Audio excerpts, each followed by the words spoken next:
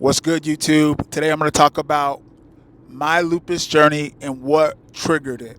Let's go! All right, so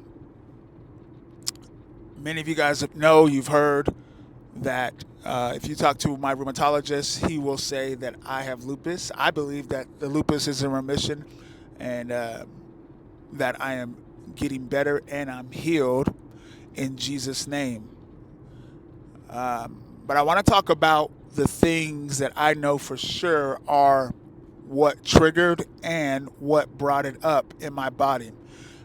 Just from a scientific standpoint or a neuroscientific standpoint, I love neuroscience. I've been looking into it for the past few years. And one of the things I know is that we do get DNA passed through the bloodline, passed through the generations. This is true. But I also know that it's either stress, wrong thinking, or wrong eating that will trigger certain genes, right? So the way that I learned it is that the genetic expression that is passed down through your DNA, that is the gun. But your decisions, your choices, your thinking, your food, your thoughts are the thing that pull the trigger. So you still have to pull the trigger. It's not just because my mom had it and my dad had it, I am set to have it for the rest of my life. We don't believe that. But I do believe that it is passed down. And so you have to be intentional with knowing your body and knowing your genetic history. So during COVID time, I remember I was in working for Tesla and I was in the escalations department. The escalation department was lit. All right. I had to be the determining factor to decide whether or not the people that were calling in that had a roof leak was or mold or their roof caving in. I had to decide whether it was our fault from the installation or was it their roof condition. And so that was very stressful because people were always continually to be upset at your boy. And so I was at COVID. We went home. I'm a people person. I love to be around people. I had my home office in my room. It's another mistake. Home office in the room, dealing with a new stressful job. And then first, my dad passes away. What? I never met my dad. I was trying to meet him, but he did not want to spend time or hang out with me. There was 2 times where I felt rejected from him. I've never met him as an adult. I don't remember him even when I was younger. And so that father wound was brought back up, right? It felt like emotionally that he left me twice, right? He left me when I was a young boy, and he also left me when he died. This is what I was processing. And so I realized that I would never be able to meet him. I realized that he will never be able to meet my kids. I realized that my entire hope of me being able to have contact with him was over when he passed away.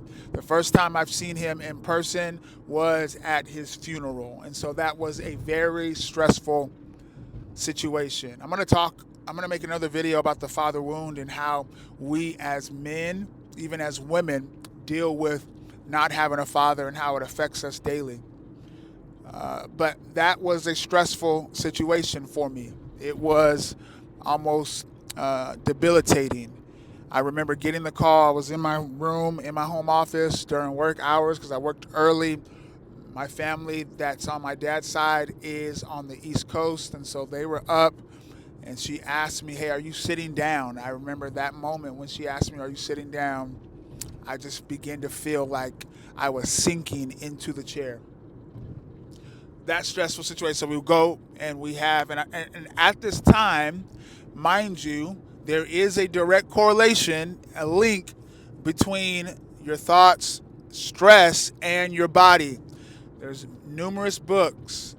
One is Switch on Your Brain by Caroline Leaf, Dr. Caroline Leaf. She's a neuroscientist. There's another one called Your Body Keeps Score. These all indicate that your thoughts are, watch this, they are, they have mental real estate in your mind, in your body. They are actually physical things. They have energy, chemicals. And so they take up mental real estate in your brain. You have to be intentional with the thoughts that you have because they are going to affect your body positively or negatively. There's something that we have in our body and in our mind. It's called the prion protein. The prion protein is almost like a Dr. Jekyll or Mr. Hyde, Mrs. Hyde. It is a protein that is needed for the ability for your body, your neurons in your body, in your mind, in your brain, to be able to work properly. But if it's folded over, it is one of the reasons, direct reasons, why we have diseases like the mad cow disease. And so the reason why it folds over is because if there's too much stress, stage 3, which is a constant inflammation, a consistent stress level, stage 1 and 2 of stress, those are okay because they get your attention. They tell you what's going on. If a bear was running or trying to chase you, this is where this kicks in. But stage 3 is continuing to have persistent anxiety, depression, fear, ruminating in your mind. This becomes toxic in your body. So if the prion protein folds over, it can cause damage to you. And so your thoughts, your thinking, your stress, they literally are killing you. So I was dealing with that, and then I was dealing with, 9 months later, my mom passed away. This was a shock, right? Having joint pain during that time, even before my mom passed away. I thought it was from working on the computer.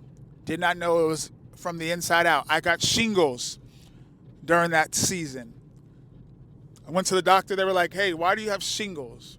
Most people that have shingles are people that are older, their spouse just passed away, that they've been with for years, their dog that they've had for decades passed away. What is going on? This is when I began to open my mind up to, hey, there might be a direct correlation between the stress that I'm dealing with and the physical issues in my body. Do you know that 75 to 98% of all illness, they come from environmental issues that we can control? So our thinking, what we eat, and our perceptions. These all matter. So my autoimmune disease, hot take, came from wrong thinking, grief, and not being able to process the pain that I was feeling in that season. Once again, do I believe that maybe that was dormant in my body years before? Yes. But do I believe that stress triggered that and caused it to be inflamed, caused it to be tricked? Yes, I do. And I believe the same for you. This is the scary cycle of autoimmune and of disease. I feel sick, so now I'm thinking sick. I'm thinking sick, so now I'm feeling sick. It's a consistent cycle. You have to break out of that. How do you break out of that? You have to begin to operate and approach everyday life with the mindset, not that I'm sick and I'm debilitated, but that I am working in the direction of being better. It might not seem like it's important. It is vital. It's vital. So, mom dies. That was a big hit. Funeral happens. I just bought a house. We moved into our new house, our second home, and she did not even get to see the second home. She was supposed to come over the next week, and she passes away before I can even invite her there. So I'm dealing with all of this. A few months later, I'm noticing that I'm losing weight. I'm noticing that I'm losing my hair. I'm noticing that I am I am my body is deteriorating and I don't know what's going on. That's when the lupus was happening. And so my encouragement to you today, I'm going to pray for you, but I want to encourage you. You have to begin to do whatever you can to guard your mind, guard your thinking. One of the best things that I've come across in the last few years is this. It is Think, Learn, Succeed by Caroline Leaf. It is Switch on Your Brain by Caroline Leaf. It is Cleaning Up Your Mental Mess by Caroline Leaf. If you can get one of those books and you download the app called the Neurocycle app, this is an app that takes you through the process every day of breaking down old toxic thinking and also equipping you to learn how to learn.